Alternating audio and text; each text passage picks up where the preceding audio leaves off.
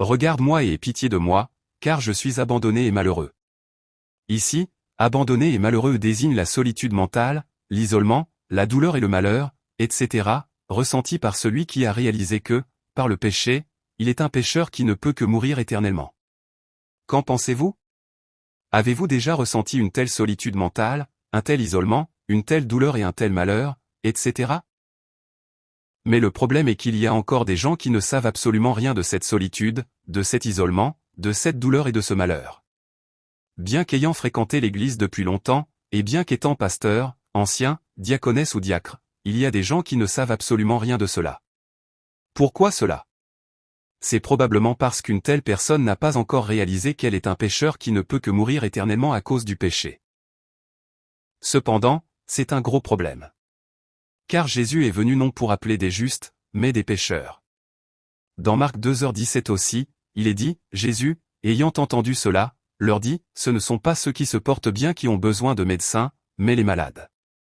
Je ne suis pas venu appeler des justes, mais des pécheurs. Ce ne sont pas ceux qui se portent bien qui ont besoin de médecins, mais les malades. La personne qui pense être en bonne santé ne cherche jamais de médecin, et seule la personne qui pense être malade en vient à chercher un médecin. De même, la personne qui pense être juste ne cherche jamais Jésus, et seule la personne qui pense ne pouvoir que mourir éternellement à cause du péché en viendra à chercher Jésus.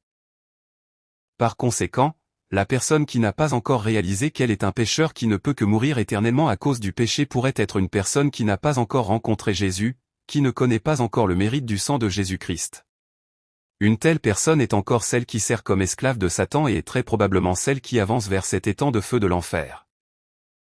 Par conséquent, s'il y a une telle personne, quand vous rentrerez chez vous aujourd'hui, j'espère que vous irez seul dans une chambre privée et demanderez en criant. Ô Dieu! Fais-moi connaître le péché, et fais-moi connaître ma débauche, ma dureté de cœur, mon orgueil et ma rébellion. Accorde-moi la grâce de savoir que je suis un pécheur qui ne peut que mourir éternellement à cause du péché.